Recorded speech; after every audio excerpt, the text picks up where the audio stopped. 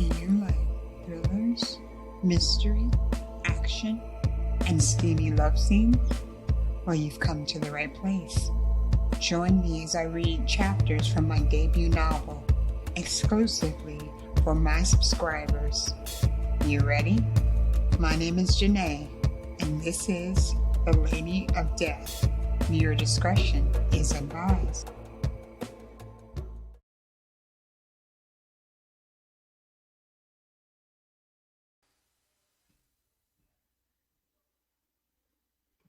The Lady of Death, Chapter 2, The Legend. Trouble. As I gently pushed open the bedroom door, the most obnoxious whine came from it, screaming up my hole, in like a ninja move. Annoyed, I fumbled around for the overhead lights, illuminating the lavish room. Way too much, and it screamed bougie. But my focus wasn't on the colorful, matching decorative furnishings. My eyes searched for the exits of the room. One entrance and a balcony. If she jumped, it would make this job so much easier. The air was thick with a nauseating toilet water, like from a literal toilet. Most high society women doused themselves in it. They better hope they didn't get next to an open flame. The telltale inklings of a migraine slammed into my brain. Jesus Christ, this funk justifies this hit alone. High society chicks. I hated them. How they lorded their wealth over the poor. Northern Parish housed the ridiculously wealthy and those tasteful races. It went hand in hand. They could fuck off. People weren't worrying about that kind of thing. They wanted to work, pay bills, eat, and sleep. They knew they didn't compete. I was one of those people. My people were a population the wealthy would regret running into in a darkened alleyway, but that's a given. While stealthily creeping across the room, I made a mental note not to do these kinds of jobs too much. Once I reached the bed, my gaze fell on the woman with smooth ivory skin, copper red hair, and a slim body fitted into a rose-colored silken nightgown. I rolled my eyes. The mark lay on her side, with a black satin sleeping mask. I snatched the mask off her face. What? Who? My mark looked around, pivoting her eyes until her gaze rested on my face. The expected look of confusion lasted for 2 seconds, then zeroed in on the handgun. She bolted upright, as though a surge of electricity raced up her spine. Her jaw hung open. Before she uttered a word, I cocked my weapon and placed it into the woman's startled open mouth. Save your words and don't scream. Got it? Vivian nodded. Satisfied, I removed my weapon, sliding it into my waistband. I dug in my bag for a flex cuff, affixing it to my captive's wrist. Take what you want. I won't call anyone, I promise. In fact, I have 100,000 in my safe. If you untie me, I can get it for you. Ignoring her, I searched for the gag, but it wasn't there. I would have screamed if it wasn't unprofessional. As comical as it was, I was the face of my business. I gave an impotent groan. Great job, Zan. Now I have to listen to this bitch's mouth until I finish. How do I proceed? I blew a straight white curl off my forehead. Vivian scooted to the opposite side of the bed until she fell, legs flying in the air. Thud. Her breath stumbled over a sob. Her body trembled when she stood to her feet. My captive was leveling the playing field. Please, untie me. We can work together. I frowned and stared at her like she'd lost her mind. I see you don't want money. Did someone send you? This shit was priceless. I chuckled without humor. This confused Vivian. Then, like a jump scare, I walked around the bed, about to reach for her when she jetted out the door. I was in hot pursuit and reached her just as she took a step down the stairs. Almost falling, I yanked her back onto the landing.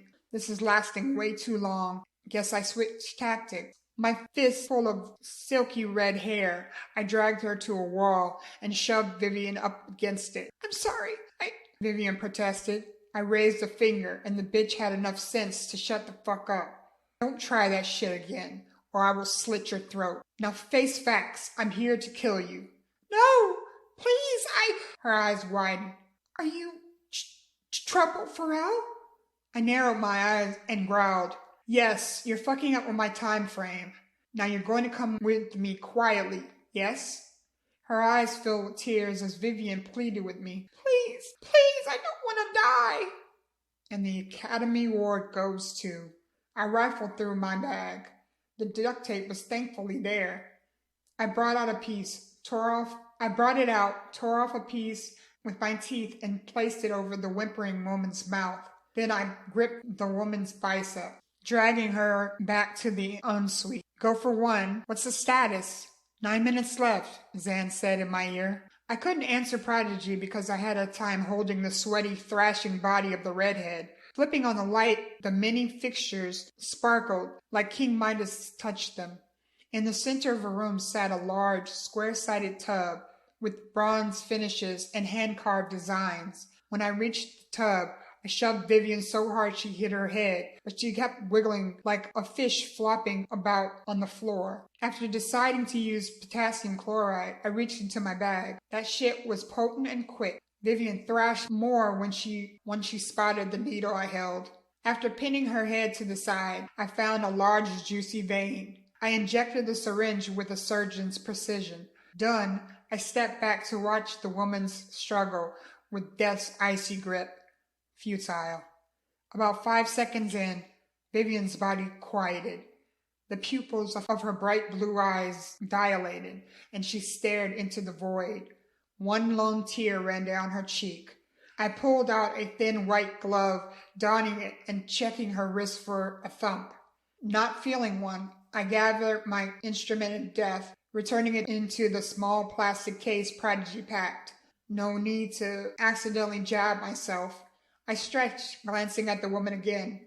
Au revoir, Vivian. What'd you use? Xander asked. The mixture you gave me tonight, I said. Good.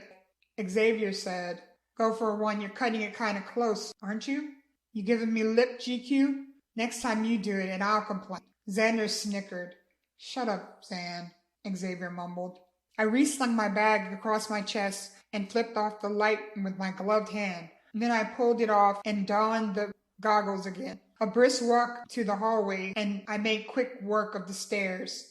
Do we have anything on Bono?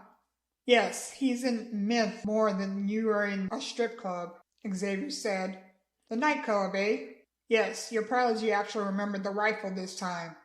Geez, trouble, I didn't mean, Zan began. You're forgiven. What time is it? 3 a.m., Xavier replied. What's for tomorrow? I'm restless. No jobs. I guess that would give me a breather. I can plan more strategically for our next job now that I frowned.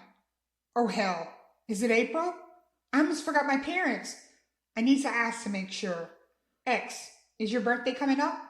Yes, in 3 weeks. Damn, did you forget again? X asked me. Almost. You're getting old. Stuff it, GQ. You know you don't have to deal with this alone. Something in X's voice drew me in, as it always did. I didn't respond because outwardly I didn't get emotional. I was an assassin. We eat nails for breakfast. Don't start, X. I'm fine and I mean it. Get ready. I'm heading out. Yes, Trouble, Zan said. People say death is the ultimate equalizer, and I am its harbinger. Whether rich or poor, male or female, everyone dies. Well, time flies when you're having fun. Thank you for listening to my book, The Lady of Death. Join me on my website, www.janaewriteit.com, where you can find more things to tickle your fancy. And as always, thank you for listening. Bye-bye.